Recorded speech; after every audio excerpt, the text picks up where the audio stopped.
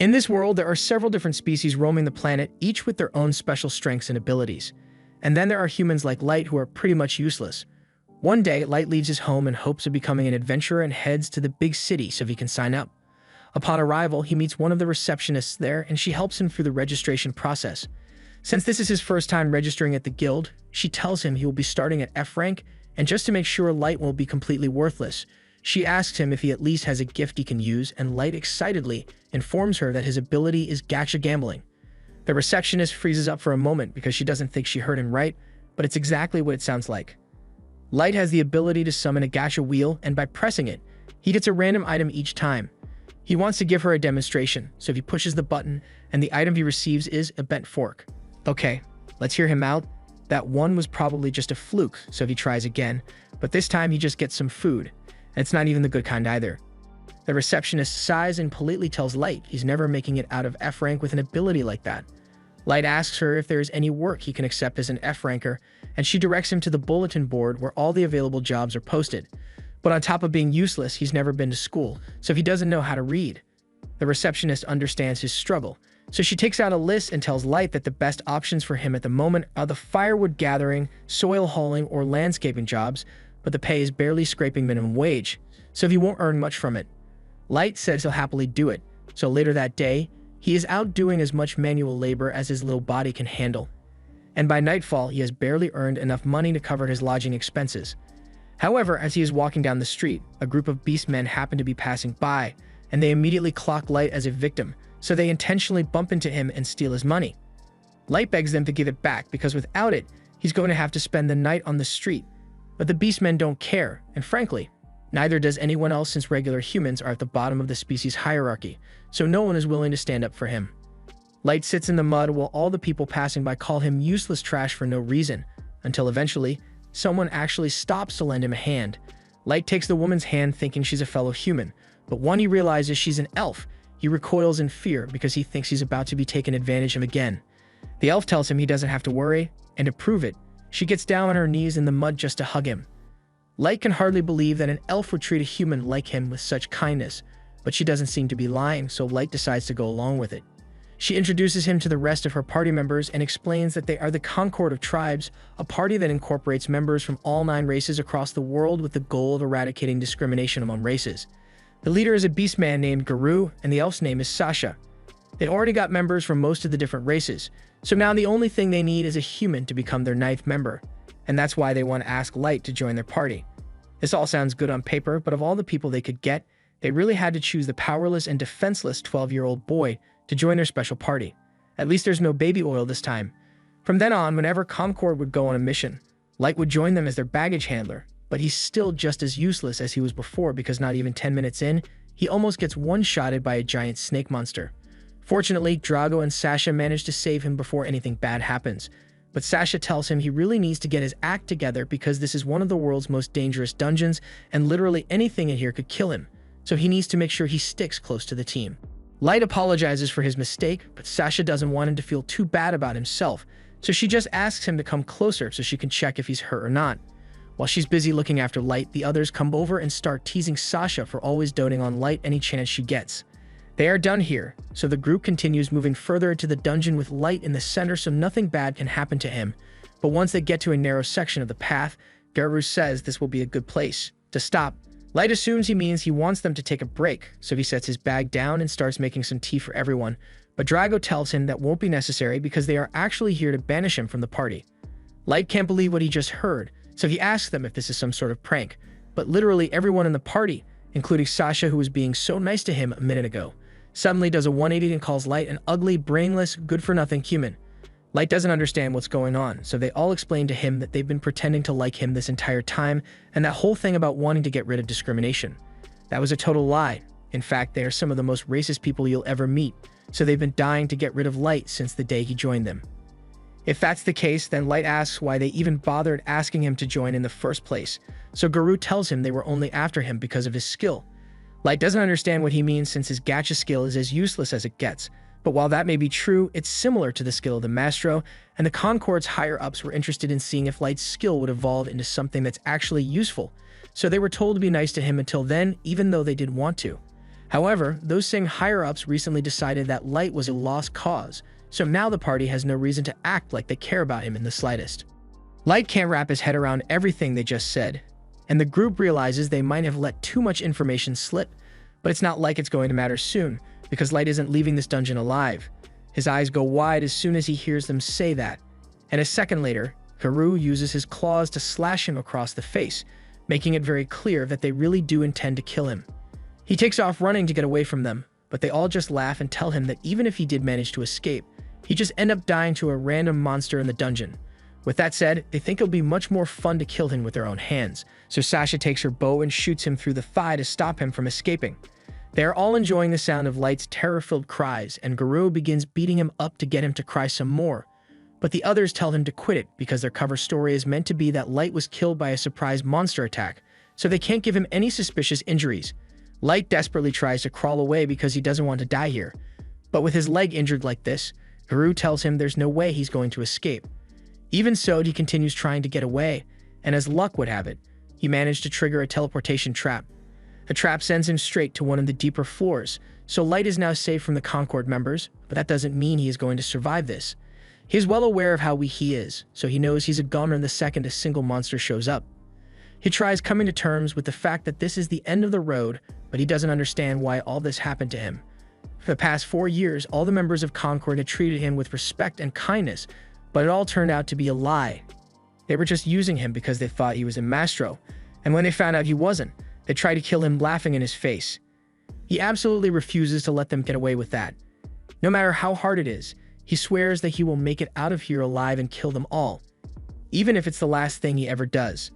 However, just then, Light hears something walk up behind him, and to his horror, he finds a level 1000 stone chimera staring him down. Even the strongest adventurers only have a few hundred levels, and he has never seen a monster like this before, so that must mean he was teleported to one of the lowest parts of the abyss. As the monster approaches him, he practically pisses himself in fear because he knows there's no way he can beat this thing. All he has right now is his Gacha ability, and has a terrible track record when it comes to being useful. He has no other option, so he frantically starts pushing the button over and over, hoping that it will save him, and miraculously, as the monster lunges at him, his Gacha wheel transforms and a beautiful maid girl appears, destroying the monster in an instant. Light is speechless after what he just witnessed, so he just sits there as the girl walks up to him. She kneels before Light and puts her hand on his cheek to heal his wound because she couldn't bear the sight of such scars on his beautiful body. Light is amazed because all the pain is gone now. The maid refers to him as Master and asks what his name is, so he tells her that he is called Light, and right there and then she swears to serve him with eternal loyalty for the rest of her life. Her name is Mai, and she is known as the Ever-Seeking Maid. As for her level, it's over 9,000. She says she is an ultra-rare pull from Light's Gacha skill, so her very being is bound to him. But Light is having trouble processing all this since he has always thought his Gacha skill was completely worthless, so it should be impossible for someone as amazing as Mai to come out of it. Mai asks him for permission to approach his ability so she can determine its true nature. Light is surprised to learn that Mai has an appraisal ability, but to be clear, she tells him that it's only one of her many skills. Light tells her she's free to appraise him, so she begins the scan, and she is truly amazed by what she sees. Light's Gacha skill has dozens of layers of protection woven into it, so only people of Mai's level are able to see its true capabilities, and from what she can tell, it can be used an unlimited number of times. The rewards that it generates depend on the surrounding mana density and go all the way from ranks like EX and Super Ultra Rare to Normal and Error. Light doesn't really understand what Mai is talking about, so she explains that there is always mana present in the atmosphere. But the mana density on the surface is quite low, which reduces the chances of unlocking a useful reward like Mai to almost zero. However, in the deepest part of a dungeon like this, the mana density is incredibly high, so the probability of a successful summon shot up exponentially. Mai assumes Light must have intentionally ventured down to the depths of the dungeon to bring out the true potential of his gift, but that couldn't be further from the truth. He came down here with people he thought he could trust, but they all ended up betraying him.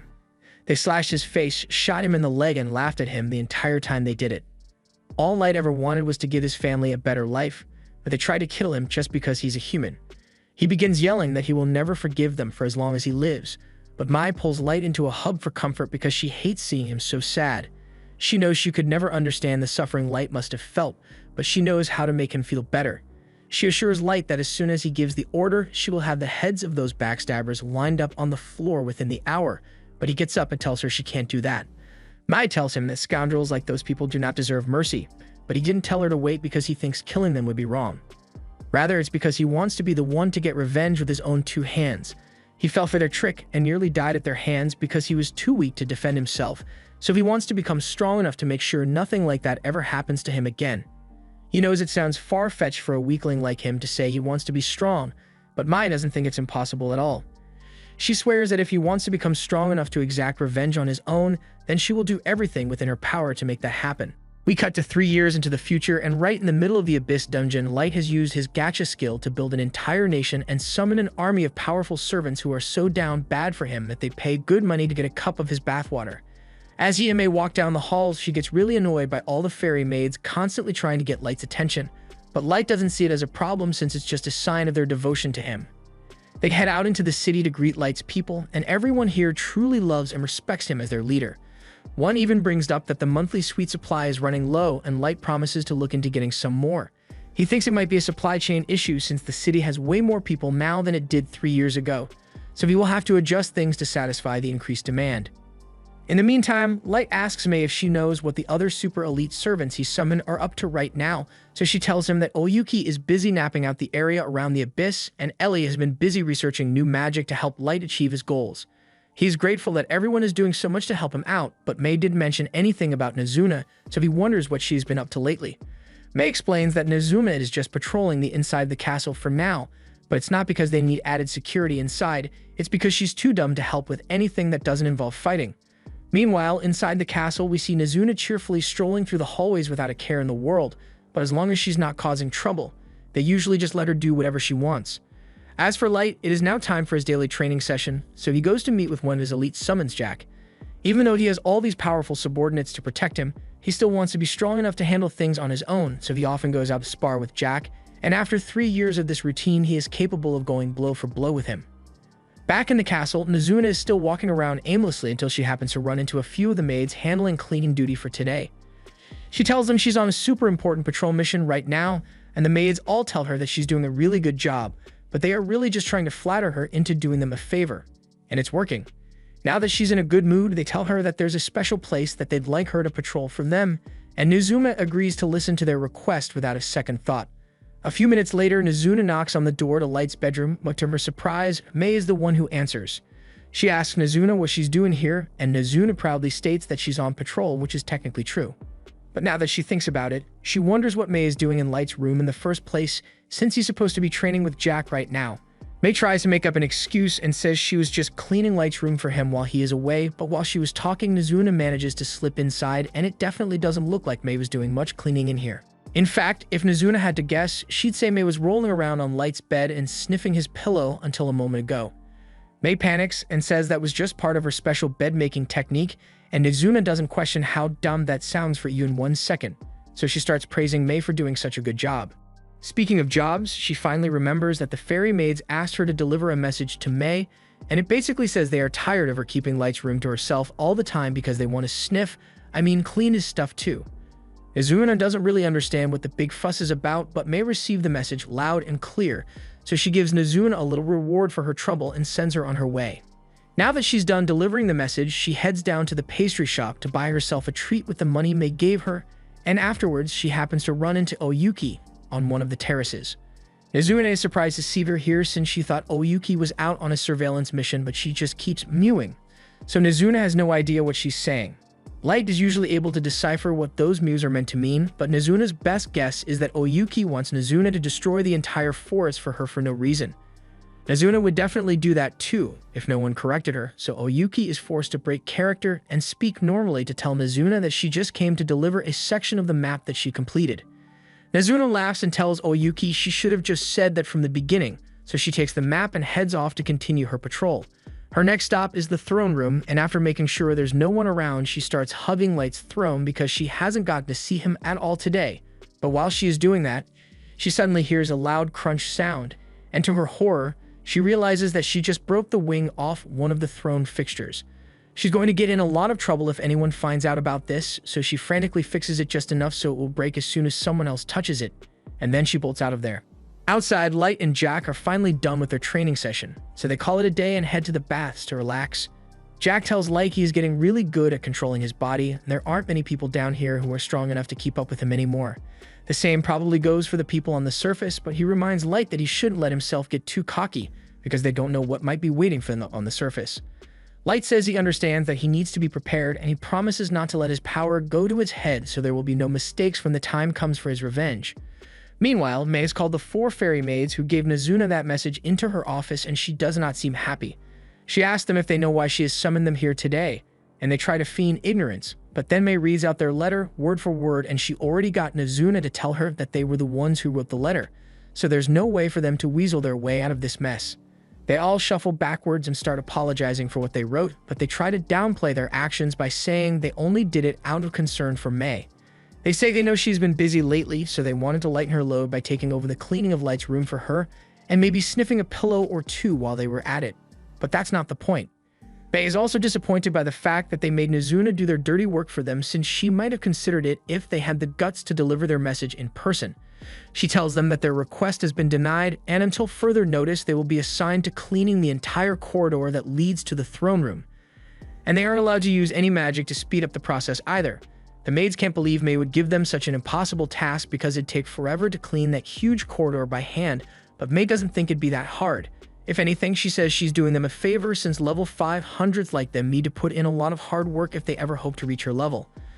Additionally, May informs them that she is heading to the surface soon on a mission for Light, so the 4 of them are going to have to pick up the slack while she's gone. Later on, the 4 maids gather in their room, and they are really upset by the fact that May is punishing them for making a simple complaint. They don't think it's fair that she's the only one who gets to bask in Light's scent, but May is the strongest of them all, so there's no way they can stand up to her. Prime suggests that they could try poisoning her, but Hifuma already looked into that, and May is immune to all forms of poison, so there's no way it'd work. They all resign themselves to defeat and start groaning about how much they want to clean Light's room and sniff his bed. Hifumi takes it a step further and says she wants to use one of Light's used forks, but hearing her say that out loud makes it sound weird, so the others all call her a degenerate and say she's taking it too far. Hifumi defends herself and says everyone here would probably do the same thing if they got the opportunity, and they can't deny it, so they really are just as bad as Hifumi. Now that they think about it, May isn't much better than they are either, since she was all up in Light's bed earlier today, and the fact that she was the first one Light summoned means that for who knows how long she and Light were alone in the dungeon together. And at the time, Light's level was so low that he wouldn't have been able to defend himself from any monsters, so he was probably clinging to May the entire time. They'd all go mad with jealousy at the thought that May might have done indecent things with Light at some point, and Hifumi comes up with the bright idea of turning their jealous energy into a curse, so they all sit at the table and begin chanting over and over for May to die. Unfortunately for them, May has been standing outside their door this entire time, and she could hear every word they just said about her, so she asks them if they have anything to say for themselves. The 4 cower behind the table and begin telling May that they would never actually wish for anything bad to happen to her, but May clearly heard them praying for her death, so she asks what that was about. The group eventually admits that they were just jealous because May was summoned first and got to spend a lot of alone time with Light because of it, but May tells them that nothing indecent happened between her and Light. It took around 3 months for Light to summon Oyuki, and in that time May was busy teaching him about martial arts and world history, so no debauchery took place. The girls are relieved to hear that, but then May continues speaking and tells them that she had originally come here to apologize for giving them such a harsh punishment earlier, but after what they just did, she thinks she may need to be even harsher than before. She tells them that they will now be required to clean the entire throne room in addition to the corridor. The 3 kneel at May's feet and beg her to reconsider because there's no way they'd be able to clean the giant throne room by themselves, but May tells them they shouldn't have thought of that before they decided to prey on her downfall. They are forced to get to work immediately, and at this rate, they might have to work through the night to get it all done. But while Hifumi was dusting off the throne, the wing of the broken fixture falls off, and they all go silent as they realize just how screwed they are. All the while, Nazuna is lying in her bed without a care in the world. The next morning, Light heads outside and meets Oyuki, Nazuna, and Ellie out by the front gate. Nazuna is particularly excited to see Light since she didn't get to talk to him at all yesterday. Light wants to go straight to the point, but just then a rockhound appears out of nowhere, and even though Light is strong enough that it isn't a threat to him, he still begins trembling with fear a little because he remembers the day he nearly died to one of these. The others are enraged that a mere hound would dare to frighten their lord, so they start discussing plans to wipe its kind from existence. The hound didn't even do anything yet, but it can tell that one wrong move would spell its doom, so it lies down on the floor and starts whimpering for its life. Light tells the others that there's no need to get so upset because he's fine, and he even goes over to pet the hound to show them that it doesn't bother him. He apologizes to the hound for scaring it so much, and if he hadn't stepped in, they'd have actually wiped out its entire species without hesitation. They ask Light if there's a reason he told them to meet him out here, and he says May told him everything is ready for the mission, so they can finally head out to exact his revenge. Meanwhile, elsewhere in the world, Garou is walking through a Beastman town, and as the Beast hero, everyone here is fawning over him. In fact, this one dude in the back even offers to pimp out his own sister, but Garou isn't interested right now. Just then, he spots a poor human sifting through the trash for something to eat, and this kid was nowhere near Garou, but he decides to take a detour just so he can knock the child to the ground and spit on his face for fun. Afterwards, Garou and his team of lackeys head to a private room so they can begin glazing him. Figuratively, of course. They tell him they think it's amazing that he went from a poor beast slum child to the frontrunner to become the next chief. Even the current village chief has acknowledged his power, so they ask him how he managed to get this far. Garou brags that he just uses his instincts to pick out the best jobs for himself, like that one he took 3 years ago. He got paid a lot to pretend to be part of a race unification party, and all he had to do was finish off a human who was suspected of being a master. He never actually confirmed whether Light was dead or not, but with how weak he was, there's no way he could have survived down there on his own, so he thinks it'd be best to just forget about the brat. However, a moment later, May walks into the room asking about Light. Garou's lackeys yell that she has no right to speak to him like that, but Garou says it's fine because he would like to hear what business she has with him. May explains that she's a maid serving Lord Light, and she makes up a story claiming that Light is of noble blood and she has been searching all over the continent for him. Garou is skeptical since the people who hired him for that mission did a thorough background check on Light, and Light himself never mentioned anything about being a noble, but May definitely looks like a rich noble's maid, so he sees this as a good opportunity to make some cash. He asks her what she wants with him, so May says that she recently discovered that Light supposedly passed away in the dungeon 3 years ago, so she would like Garou to lead her to his last known location so she can pay her respects. She even offers to pay him in solid gold for the trouble, but Garou's senses are warning him that this whole thing is a trap. It seems way too fishy that she's willing to pay so much just for them to lead her into the dungeon, but since May looks like an ordinary human female, Garou brushes off his concerns because there's no way a human would be able to beat him. He agrees to lead her to Light's last known location, but he says he's not doing this for the money, he's doing this because Light was a good friend of his, and he wants to help out in any way he can. May knows that everything he just said is complete BS, but she has to stay in character, so she thanks him, and a month later, the group is closing in on the spotlight went missing. However, Garou has no intention of actually fulfilling the terms of the agreement, so as soon as they get there, he plans to attack May and let her die the same way Light did. Once they arrive at the spot, May falls to her knees in despair at the thought of how hopeless Light must have felt back then. Meanwhile, Garou tries to spin a story about Light getting attacked by a monster and falling into a teleportation trap before anyone could save him. But as he is speaking, several of his men begin blocking off the exit so May won't be able to escape once they attack. They are just about to pounce on her. But May suddenly says that if only she had been with Light from the start, then he wouldn't have been tricked and betrayed by such lowlives. As soon as he hears her say that, Garou panics and backs away because no one aside from the other Concord party members and the higher-ups know about what really happened here. He demands to know how she found out about that and accuses her of being a spy from one of the other races, but May feels insulted by that statement. She is and will always be a maid dedicated to serving Lord Light with all her being, and for Garou to suggest that she's anything is a crime punishable by death. Garou feels a terrifying pressure coming from May, and even though she's just a human, his instincts are telling him to get the hell out of here right now. However, just as May was able to lose her cool and plaster the wall with Beastman blood, Light shows up and tells her to stop because Garou is his prey to deal with. Garou and his men were stunned. None of them had heard Light approaching. Garou couldn't believe his eyes. He hadn't even considered the possibility that Light could have survived. Light Casual says he is back to get his revenge, but Garou begins to laugh because he thinks it's hilarious that a level 15 human like Light thinks he is strong enough to get revenge on someone like him who is level 150. Garou has no idea how Light managed to make it this far, but he's sure that if he kills Light and brings him back now, then he will be promoted to chief in no time. Light sighs and asks him if he's really not going to ask him how he managed to survive before resorting to violence, but Garou just assumes Light got lucky and was saved by May after he was teleported, which is actually exactly what happened. Garou orders his men to attack Light, so two immediately charge forward to strike, but before they could get too close, their heads are suddenly divorced from their bodies by May.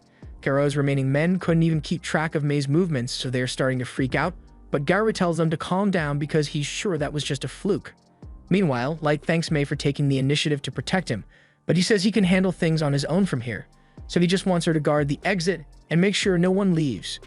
Garou tells his men there's no need to worry because they can't possibly lose to a pair of inferior humans, but Light is starting to get sick of listening to Garou go on and on about how he is so much better than humans when in reality, he is the weak one here. Garou doesn't believe that for even 1 second, because it is well known that all humans are weak and have little mana compared to the other races, so they could never be weaker than Light. If that's what he truly believes, then Light asks him why 2 of his men have their heads rolling on the floor if they are all stronger than him, but Garou just dismisses that as a careless mistake. He and his goons then proceed to jump at Light, so he calmly closes his eyes and proceeds to dog-walk them while barely lifting a finger. Garou falls to the ground wide-eyed because he just got hit harder than ever before, and he couldn't even see it coming. Light stands over his body and asks him if this is really the best he and his so-called superior race can accomplish, but Garou can't stand the fact that Light is looking down on him, so he decides to use his trump card and smashes a necklace to the ground, summoning a level 500 Fenrir to take care of Light for him. He proudly yells that this is the end of the road for Light, but Light tells him that level 500 is still way too weak to be a challenge for him. Garou thinks Light must have gone insane from fear.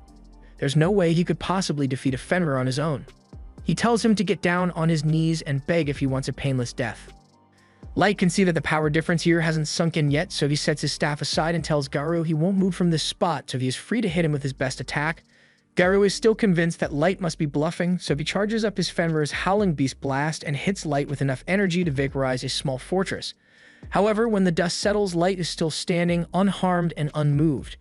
He thinks it's a little embarrassing that Garou was bragging so much about an attack that barely did anything. He also thinks it's weird that Garou keeps calling his summon a Fenrir when it's barely strong enough to be classified as a Fenrir puppy. He then pulls out a summon card and says he will show Garou what a real Fenrir looks like right before summoning a wolf god. This is a level 9000 Fenrir that goes beyond anything Garou has ever seen in his life, and after Light orders it to take care of Garou's summon, it literally just blows some air in the direction of Garou's wolf, and it is suddenly frozen in a block of ice. Seeing Light casually pull out a wolf that was able to no-diff his summon finally makes Garou realize how screwed he is, but Light tells him the wolf god was just for show, because he could have taken care of Garou's summon on his own if he had wanted. And to make the difference in strength absolutely clear, Light enables his status screen to show Garou that he is currently level 9,999. He is absolutely terrified now because he didn't even know levels could go up that high, and he is starting to think that Light is an imposter. But it's not like it matters whether this is the real Light or not, since he's definitely going to kill Garou with how things are going. He throws down his weapons and his pride and begins begging Light to spare his life. He says he was just following his country's orders and he never would have betrayed him otherwise. He looks up, hoping that Light will have mercy on him. But before any of that, Light says he has a few questions for Garou. First, he asks him about the masters that his higher-ups asked him to find, but Garou says he doesn't actually know what they are. Light then asks him why those same higher-ups ordered Garou and the others to kill him after confirming that Light wasn't a master, but Garou really doesn't have any information. He just did as he was told. Light then asks the rest of the beast men if they know anything about the masters, and they all lie that they do in hopes of getting Light to spare them. But in the next moment, May slices them all to bits for daring to state falsehoods in front of Lord Light. Light then turns back to Garou and says he has one final question to ask, but in case he was thinking about lying, he should know that May's eye of judgment can tell whether he is being honest or not, and he won't like what happens if she finds out he is lying. Since Garou's intuition is so sharp, Light asks him if he thinks it would be possible to win a war against the surface nations as he is now. Garou gulps in hesitation, but he eventually tells Light that his incredible strength would certainly give him an advantage early on in the battle, but he would eventually lose. He is still only one person, so winning an entire war against nations that have countless soldiers, weapons, and items at their disposal would be practically impossible. Garou thinks Light will be upset by the answer he just gave, but Light can tell that Garou was telling the truth and he already expected as much. However, he says there's something he wants to show Garou, so he pulls out a teleport card and transports both Garou and May to the throne room. Garou covers his head in fear because he doesn't know what Light has planned for him, but when he opens his eyes, he is left speechless as he sees Light's army in all their glory. Light walks up to his throne, and once he is there, he asks all of his subordinates to display their levels so Garou can see how powerful they truly are. To Garou's horror, he finds out that most of Light's army is above level 5,000, and even the weakest ones are still level 1,500. Now that Garu has seen his true military power, Light asks him if it would be possible to win a war against the surface with an army like this, and the look on his face tells Light all he needs to know. Now that he has confirmed that he can win as a reward, Light says he will forgive Garu for all the pain he caused back then. Psych, Light says he is going to put Garu through constant suffering that will make him beg for death, and Garu knows there is nothing he can do about it, because at this point, Light might as well be a god of destruction. The next day, Light returned to his hometown to find his family and bring them to his dungeon city, but unfortunately, by the time they arrived, all he found waiting for him was a pile of rubble and decaying flesh.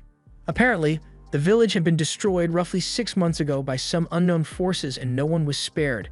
Light searches the village for corpses so he can hold a proper funeral for them. And to his relief, he doesn't find any bodies belonging to his siblings, so he believes they must still be alive out there somewhere. However, his parents weren't so lucky. Gold asks Light if he is alright since this must be very difficult for him to process, but he says he will be fine. For now, they need to focus on the mission at hand, so he asks Gold and Nemumu to help gather as much information as possible. While they may now know that their military is strong enough to contend with the world's forces, it would be foolish to march into war right away, so he wants to find out more details regarding the strength of each nation. Additionally, he is fairly certain that the destruction of his hometown had something to do with the fact that he was suspected to be a master, so he wants to find out what a master is and why it is worth shedding so much blood over. If he finds out that this is just a case of some wealthy bastards getting greedy for power, then he swears that he will burn the world to ash and then force-feed the cinders to the people behind all this. Gold understands why Light is so angry, but he warns him to keep his rage in check once they are around other people, because the energy he is releasing could kill a regular person instantly. Light apologizes for the slip-up and pulls out an item called the Fool's Mask to suppress his energy and hide his identity. He then says goodbye to the graves of his mom and dad and apologizes for not being able to save them. He, Nemumu, and Gold then begin flying towards the city of Dagas, but Nemumu is curious since she doesn't know what Light plans to do once they arrive. Just then, Gold tells Nemumu that she should be careful about how she addresses their lord while they are on the surface, and Light explains to her that referring to him by his real name would tip off the people behind Concord, so instead he plans to go by the name Dark while they are on the mission. Nemumu says she understands, and as for what Light plans to do in Dagas, he tells her that he is going to register himself as an adventurer under the name Dark, and as he rises through the ranks, he will be able to gather more and more information from the guild Big Shots.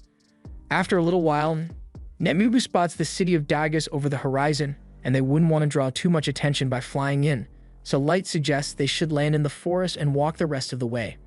Although with Gold's magnificent armor, they are going to stand out either way. As the three are walking through the forest, they come upon a scene of a human tradesman being robbed by a bunch of dwarves, and while they would have preferred to stay out of sight until they got to the city, Gold's armor comes with inbuilt sparkle animations, so the bandits immediately notice him. They then try robbing him as well, but that doesn't go so well for them, and the dwarves are all left tied up in the middle of the road. The two humans are extremely thankful that they have been saved, so they offer to give Light and the others a ride into the city as a gesture of gratitude. Along the way, the man's son talks about how amazing Gold was since he had never seen someone take out dwarves so easily before. The man assumes they must be a famous group of adventurers, but Light tells him they actually aren't even registered yet. The man is shocked to hear this, but he tells them that if they really want to register as adventurers, then Dagas is the right place to go since it has one of the biggest guilds around, and it's right near the border between the elf, dwarf, and human kingdoms. There are a fair number of humans who gather here, so it is one of the more accommodating cities for humanity. He was even able to open up a fairly successful human hotel there, and he invites Light and the others to stay there if they need a place to stay. A little while later, they arrive at Dagas, and Light and the others ask Colonel to drop them off by the city entrance since they want to walk the rest of the way. For Gold and Nemumu, this is their first time actually seeing a surface city, and they notice that there are a lot of shops around that sell armor and weapons, but Light tells them that's just because there are a lot of adventurers here. Not to mention that the Dwarf Kingdom is close by, and those guys specialize in blacksmithing, so of course they'd sell their wares here. Once the group arrives at the guild, Nemumu notices that all the humans seem to scatter whenever someone from a different race walks by, and Light takes that as a sign that humans are treated poorly in this city as well, even if it isn't immediately obvious. He heads to the front desk to register, and as usual, he's required to start out at F rank, so Light is going to have to do a few quests to raise his rank later. But before that, they need to find a place to stay, and Light recalls Colonel mentioning that he owns a hotel, so he and the others decide to head there. Colonel is surprised to see Light again and asks what he can do for him, so Light says he has a special request to make. He tells Colonel that he would like to rent out the entire top floor of this building, and under no circumstances should anyone, even Colonel's staff, be allowed to enter. As payment, he plops a bag full of gold coins down on the table, and Colonel is left speechless because he doesn't know what to say. Light says he can pay more money if this isn't enough, but Colonel tells him this is already 10 times more than enough. He says he can't accept this kind of money from the man who saved his life earlier, but Light insists, so Colonel eventually accepts the generous offer and says he will get the rooms ready as soon as possible. A little while later, Light and the others head upstairs, and he takes out a few perception-blocking spell cards and casts them on the room to ensure that no one will be able to eavesdrop. He can finally relax without having to worry about someone spying on him, so he pulls up a chair and takes a seat so he can rest. While Light is seated, Nemumu speaks up and tells him that while she is aware that he is very powerful, and that he chose to become an adventurer here to gather information, there is always a risk that he might get hurt on the surface, so she thinks it would be safer if Light returned to the dungeon city and let them handle things here on their own. Light is a nice person, but what Nemumu just suggested is basically trying to sideline him in his own revenge plot, and that pisses him off to the extreme because she's essentially saying she thinks he's too incompetent to pull it off. Nemumu immediately realizes that she screwed up, so she begs Light to forgive her insolence, but it's too late for that. He looks like he might actually kill Nemumu for what she said, and Gold can tell that things are getting really tense, so he laughs and tells Light that Nemumu simply doesn't understand the appeal of revenge. He tells her that Light wants to exact his vengeance with his own two hands without any middlemen, and that's a noble cause to work towards. Hearing Gold's lighthearted banter makes Light realize that he may have gone too far, so he gets down and apologizes to Nemumu for letting his emotions get the better of him, since he knows she only said that out of concern for his safety. But Nemumu acknowledges that this was her fault for stepping out of line with her comments, so she begs him to allow her to pledge her allegiance to him once more. Light really doesn't think that's necessary, but he agrees to let her do it anyway, so Nemumu gently lifts his foot and kisses it. In this world, a kiss to the foot is the greatest show of respect one can show towards a leader, but Light has never really been a fan of this custom, especially with how awkward it was to have all his subordinates kiss his feet one after the other when he first summoned them. Even Gold acknowledges that it's kind of weird, especially since Nemumu looks like she's enjoying it way too much. The next morning, Light and the others head for the dungeon, and as they are walking through town, a lot of people start to stare because Gold has more bling than a SoundCloud rapper, and Nemumu looks really pretty. Although the only thing they have to say about Light is that he looks weird in that mask, but that does fit his dark persona, so it doesn't bother him. There's a long line of people waiting to get into the dungeon, but Gold notices that there don't seem to be any elves here at all. Light tells him that's because the elves and the dwarves are currently in a dispute over who owns this dungeon, so they tend to avoid each other. Nemumu praises Light for always having the perfect answer to any question, and he appreciates the compliment, but he asks her if she really needs to stand so close all the time because her chest is squishing up against the back of his head. She tells him it's her job to keep him safe at all times, so she needs to be as close as possible, and before Light can argue, he notices 3 people cut in front of the line. The little one is most likely a servant, and the second one seems like someone with moderate training, but as for the guy in front, Light can tell that he carries all of his movements are sharp and precise, even with the bulky weapon on his back. He is without a doubt a seasoned fighter, and a few of the other humans are too scared to confront him, since they probably get cut down for speaking. However, Light doesn't have to worry about that, so he confronts the elf and tells him it's rude to cut in line like that. The elf becomes enraged when he realizes a human is daring to speak to him, so he reaches for his sword, but the elder he's with tells him it's not worth causing a commotion or something like this, so the warrior agrees to go to the back of the line. However, as he walks past Light, he warns him that he will make sure he regrets disrespecting him like that. Once the elf is gone, the rest of the humans in line praise Light for standing up to that bully, and the kids from earlier come over to personally thank him since they couldn't work up the courage to do so. Light tells them there's no need to thank him since he was only doing it out of self-interest, but they are still thankful. Just then, one of the kids speaks up and asks Gold if his armor is really made out of gold since everyone here is curious, but before Gold can say anything, Nemumu tells them that none of Gold's armor is actually made of gold, otherwise it'd be too weak to offer any protection. The kid is then about to ask if Gold is just wearing it for attention then, but his friends stop him because it'd be a rude question to ask. However, Gold explains that he really does just wear it for attention, since there's no better color to represent the shining example he sets as a knight. The kids ask Light and the others if this is their first time heading into the dungeon, and Light confirms this, but he asks them how they knew. The kids explain that this floor is quite expansive, so adventurers often have to camp inside, but Light's party didn't bring any camping gear with them, so he figured they must have never been inside before. Just then, the guard calls for the next party to head inside, so the kids say goodbye and run into the dungeon together. Meanwhile, Light and the others are wondering if they should start carrying fake luggage around, since even though they have everything they need stored in an item box, they wouldn't want people mistaking them for noobs. A little while later, it's their turn to enter the dungeon, and this is Light's first time entering one aside from the abyss. Dungeons are filled with mana that gets stronger the deeper you go, and it often leads to the creation of things like monsters and traps, so the inside of a dungeon is practically its own world. Once they arrive on the first floor, Light casts concealment magic on all of them so enemies can't track them down, and they all start flying towards the second floor. Meanwhile, that elf from before is busy taking his anger out on a bunch of orcs because he can't believe a human would dare to speak to him in such a manner. His name is Keto, and he says he is a legendary hero from the elf kingdom with the blood of a master flowing through his veins, so he deserves respect.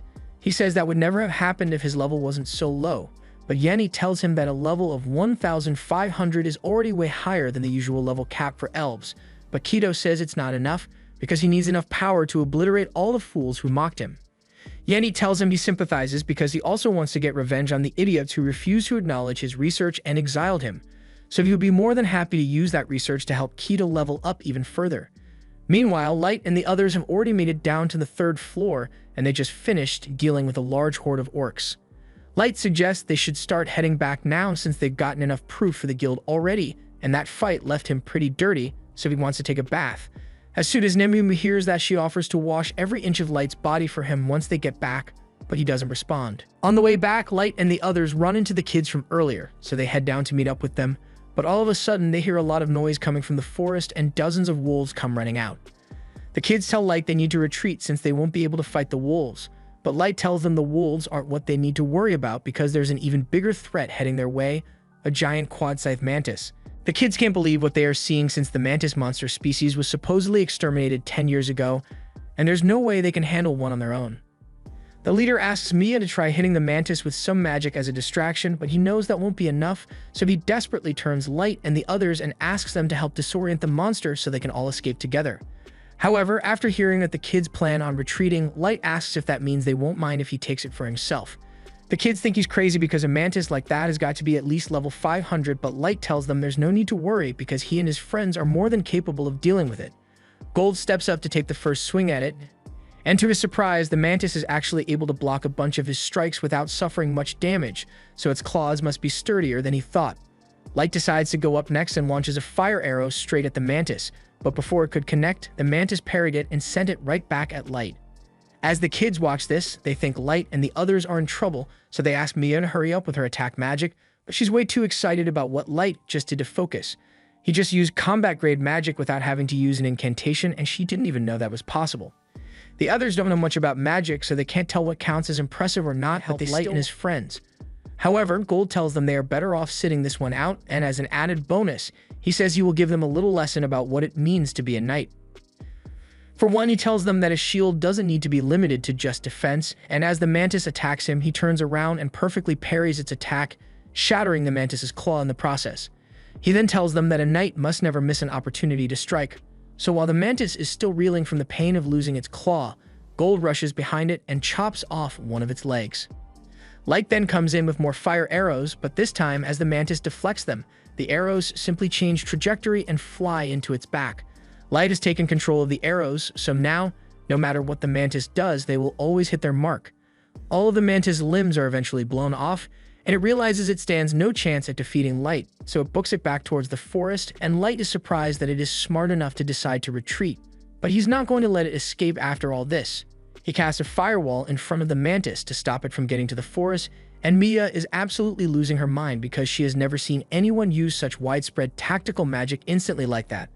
There's nowhere left for the mantis to run, but it's still got its wings, so it takes off into the sky as a final escape attempt.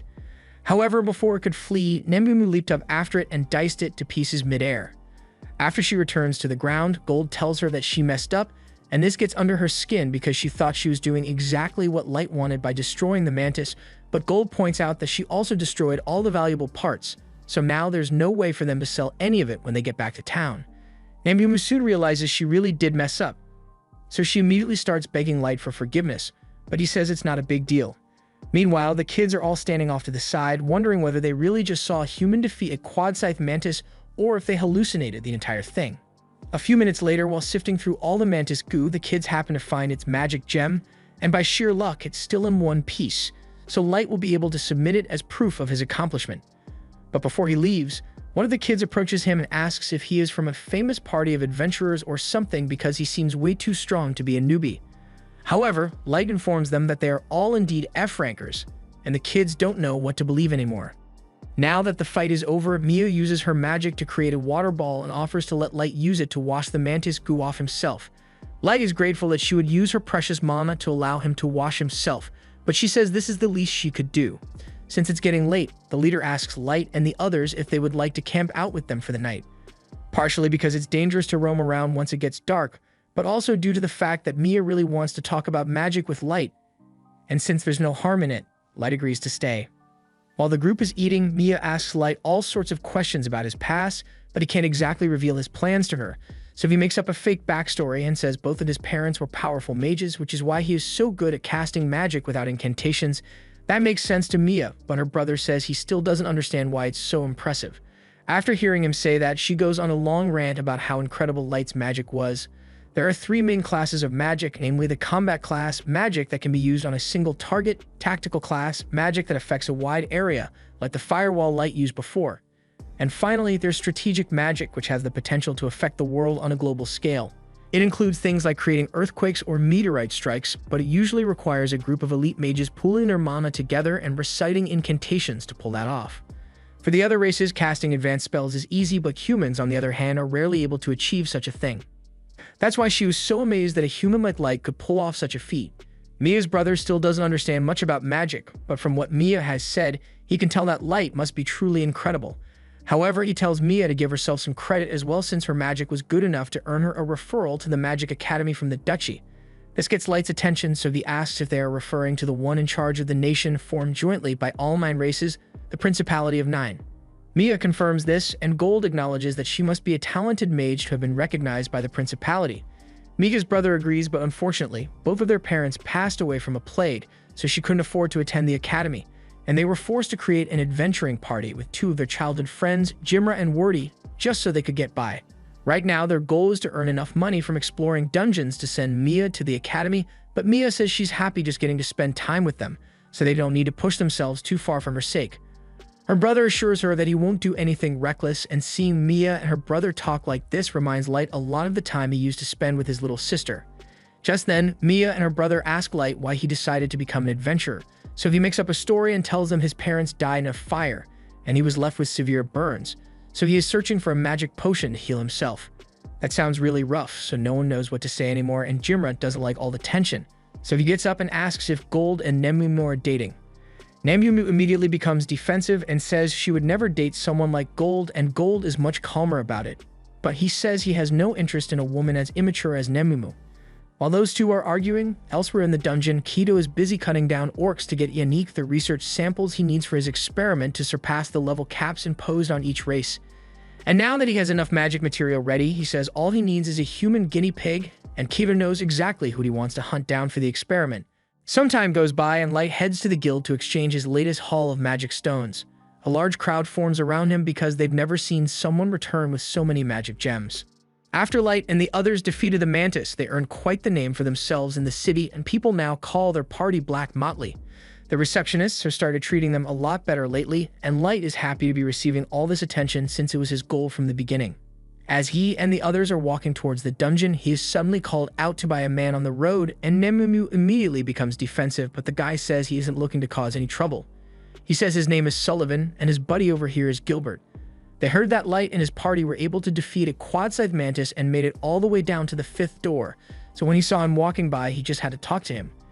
Just then, the rest of Gilbert and Sullivan's party tells them it's time to head into the dungeon, so they say goodbye to Light and head inside. Light thinks it's nice that he is giving hope to the other humans in town, but there is no shortage of other races who are envious of Light's power and believe he is a fraud. He kind of expected them to refuse to accept his accomplishments, but he's just going to have to force them to acknowledge him by showing undeniable results. Once he enters the dungeon, he tells Gold and Nemumu that he plans to head back down to the 5th floor today, but before that, he happens to spot the kids from before, so he decides to head down to say hello. Mia and the others are surprised to see Light since it has been a while since they last ran into each other, but Mia's brother says this is perfect timing since there's something Mia has been wanting to give him. Mia is a little nervous about it at first, but she hands Light a little clamshell with some ointment she made herself. She remembers him mentioning that he has severe burns all over his body, so she made it to help relieve the pain a little. Light is really grateful for the kind gesture, though it does make him feel a little bad for lying to her about having burns. To make up for it, he decides to return the favor and pulls out one of his items as a gift from Mia. It's a bracelet, and it looks really nice, so Mia isn't sure she should be accepting something that's so valuable. Light tells her that her gift really warmed his heart, so he wants her to have it as his way of returning the favor. She happily accepts the gift and tells Light she will treasure it forever, but after Light and the others depart, Imumu asks him if he's sure it was wise to give her an SS-class item so casually. That bracelet was a wishing bracelet, and depending on the will of the weather, it can make a small miracle come true, so Light figured it would be a great gift for someone like Mia. A little while later, they arrive on the 5th floor, and it is absolutely covered in snow. This works out in their favor since the snow will act as great cover, so Light tells Gold and Nemumu that they are in charge of hunting Yenis while he's gone, and then he activates a teleportation item, sending him back to his throne room in the dungeon city. There he has a nice cup of tea and asks his team how the revenge operations are coming along. Ellie tells him that she has almost gotten everything ready, so they will be able to move on to the next phase before much longer. Light is happy to hear that, so he tells Ellie she is free to use whatever resources she needs to make sure things progress smoothly, and in the meantime, he would like Mei to continue managing affairs here in the Abyss and Akuki to continue scouting. Just then, Mizuna asks him if there's anything he wants her to do in the meantime, and Light doesn't really know what to say because Mizuna is pretty useless when it comes to anything other than defeating monsters, but he also doesn't want to make her feel left out, so he says she is to remain on standby to protect the city in case a powerful bad guy shows up. That's good enough for her, so she swears that no one will get her on her watch, and Light can't wait for the day that his plan can go into action because he wants to savor the miserable look on Sasha's face when he confronts her. Meanwhile, elsewhere in the dungeon, Gilbert and Sullivan had set up camp and were keeping watch while their party members slept. At one point, Sullivan needed to go pee, so he stepped in the forest for a moment, but by the time he came back, he saw Gilbert's decapitated head lying on the ground with Keto standing over him. The other two were also killed in their sleep, and Keto makes it clear that he is doing this out of pure hatred for the human species as a whole. Sullivan is enraged by what Keto has done, but he is smart enough to know that he stands no chance against him. So he throws down a smoke bomb and starts running away so he can make it back to the guild to report what happened. He thinks he has a good shot of escaping since most magic is useless unless you know where your opponent is. However, he suddenly gets hit in the back with something, and as he looks up, he sees Keto riding on a magical hoverboard. He is then knocked out a moment later by Yannick, and he scolds Keto for killing all the humans since he was very specific about capturing them alive. Kaido doesn't see the problem since it shouldn't matter if he killed a few lowly humans, and it's not like Yannick actually cared about their lives either, but he needs as many test subjects as possible because his research is currently unstable and Sullivan is bound to die from side effects long before Yannick perfects it. So they need to find some more human guinea pigs. This was the end of episode 5. Subscribe to not miss the next part.